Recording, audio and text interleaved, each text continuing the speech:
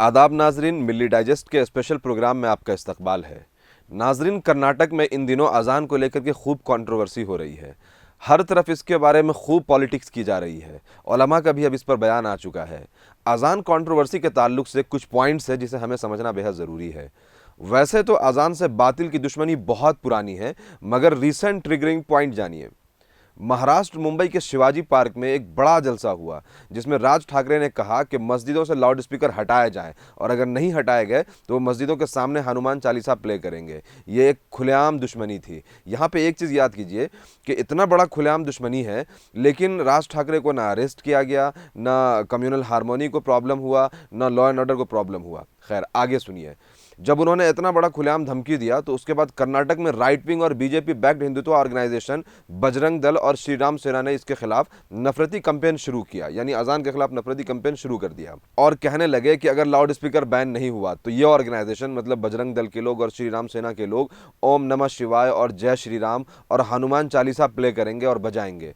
बजरंग दल के एक मेंबर भरत शेट्टी ने बताया कि मस्जिदों में लाउड स्पीकर यूज करने के खिलाफ अंजानिया मंदिर बेंगलोर से कैंपेन शुरू किया जाएगा, यानी बजरंग दल मस्जिदों में जो लाउड स्पीकर यूज होता है उसके खिलाफ एक कैंपेन करेगी। वहीं श्री राम सेना के प्रमोद मुतालिक ने कहा कि अगर मस्जिदों से लाउड स्पीकर नहीं हटाया गया तो वह हर रोज लाउड स्पीकर से भजन प्ले करेंगे। वहीं दूसरी तरफ पुलिस कमिश्नर कमल पंत ने बताया कि सिक्योरिटी फोर्सेज ने कई वर्शिप प्लेसेस से, इबादत गाहों से माइक्रोफोन सीज किए हैं और 301 रिलीजियस प्लेसेस और इबादत गाहों से, जिसमें मस्जिद, मंदिर, चर्च शामिल हैं, उनको लाउड स्पीकर के रिगार्डिंग नोटिस भी दिया है। अब इसमें कांग्रेस के लीडर्स ने गवर्नमेंट पर इल्ज़ाम लगाया कि बीजेपी गवर्नमेंट मस्जिदों को हैरेस कर रही है, यानी परेशान कर रही है। वही बीजेपी के लीडर्स ने कहा, और ये बहुत इंपॉर्टेंट बात है, कि ये कोर्ट का ऑर्डर है, इसीलिए ये एक्शन, ये कार्रवाई लॉ और कानून के अकॉर्डिंग हो रहा है। इस बीच एक बड़ी बॉलीवुड सिंगर अनुराधा पोटवाल की वीडियो आई। उन्होंने अजान से उलझन जाहिर की और आगे क्लेम किया कि वो अब्रॉड कंट्रीज गई हैं, जहां मुस्लिम मुल्कों में कई देशों में कई जगहों पर अजान बैन है। कि जैसे मैं भी दुनिया में कई जगह पे मैं ट्रैवल कर चुकी हूँ, और जबकि मैं बताऊँ आपको, मैं मिड ईस्टर्न कंट्रीज में भी जा चुकी हूँ, आपको ये कहीं नहीं सुनाई देता है। इट्स बैंड, वहाँ पे बैंड है। उसके इस झूठे और फेक क्लेम को लगभग सारे मीडिया हाउसेज ने कवरेज दिया है और उसके ऊपर बात की है, और किसी ने भी इस झूठ को एक्सपोज नहीं किया है। जबकि पूरी दुनिया में कहीं भी किसी भी मुस्लिम कंट्री में अजान लाउड स्पीकर से बैन नहीं है। लास्ट टाइम आपको याद होगा, बॉलीवुड का एक सिंगर सोनू निगम, उसने कहा था कि उसे अजान से प्रॉब्लम है। फिर कोविड लॉकडाउन में वो दुबई में फंस गया, वहां से दुआएं पढ़ने की वीडियोस अपने सोशल मीडिया पर अकाउंट पर डालता था।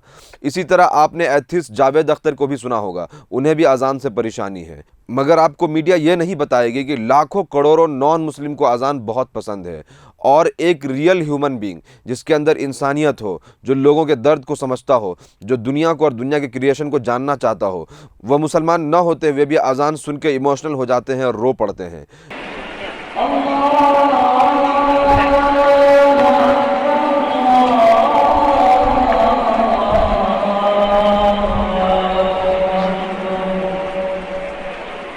बॉलीवुड में कंगना रनावत, सुष्मिता सेन, प्रियंका चोपड़ा और ढेरों लोग भरे पड़े हैं जिन्होंने ओपनली ये क्लेम किया और ये माना है कि उन्हें अजान पसंद है और उसको सुनती है तो सुकून मिलता है। वो गुरुद्वारे में हो या भगवत गीता हो या अजान हो, मुझे पर्सनली बहुत पसंद है। आप कभी हरम शरीफ की अजान यूट्यूब पर सर्च कीजिए और उसके कमेंट सेक्शन में जाइए। नॉन मुस्लिम के इमोशनल कमेंट्स वहां पर आपको भरे पड़े मिलेंगे। इस इशू के, इस कंट्रोवर्सी के असल में लिबरल्स जिम्मेदार है और उनकी आइडियोलॉजी जिम्मेदार है, मगर हिंदुत्व ऑर्गेनाइजेशन मुस्लिम दुश्मनी में इसको एक अपॉर्चुनिटी के तौर पर ले रही है और मुसलमानों को टारगेट कर रही है, जबकि उनके मंदिर और चर्च भी टारगेट हो रहे हैं, लेकिन वो उतना सोच नहीं पाते हैं।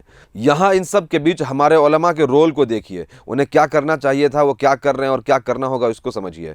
बेंगलोर में उलमा ने मीडिया को बताया कि हमने सुप्रीम कोर्ट के गाइडलाइन के अकॉर्डिंग लाउड स्पीकर के यूज को, उसके आवाज को मेंटेन कर दिया है, और कोर्ट के ऑर्डर के अकॉर्डिंग हमने अजान की आवाज को कम कर दी है। मसाजिद को पुलिस स्टेशन के तरफ से जब नोटिस जारी हुई कि सुप्रीम कोर्ट का ये आदेश है, ये आदेश का पालन नहीं हो रहा है, तो ऐसी सूरत में हजरात उलमा और तंजीमों के सरबराहों ने मिलकर एक डिवाइस तैयार किया है जो कितने डिजिबल में होना है वहाँ लॉक कर देता है। सवाल यह है कि क्या उलमा ने अजान को इस्लाम के पॉइंट ऑफ व्यू से उसके इंपॉर्टेंस को, उसके फ़र्जियत को एक्सप्लेन किया है? क्या आम मुसलमानों को पता चल पाया है कि अजान कितना इंपॉर्टेंट है?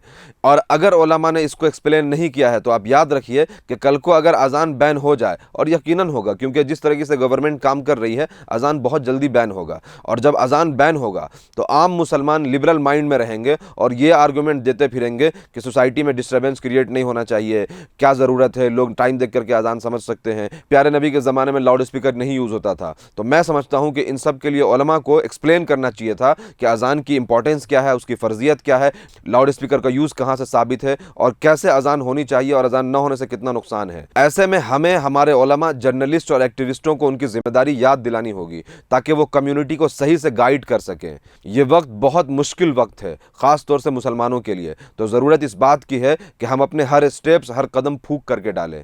स्पेशल प्रोग्राम में इस वक्त इतना ही। मिली डाइजेस्ट को सपोर्ट करने के लिए सब्सक्राइब करें। Thank you.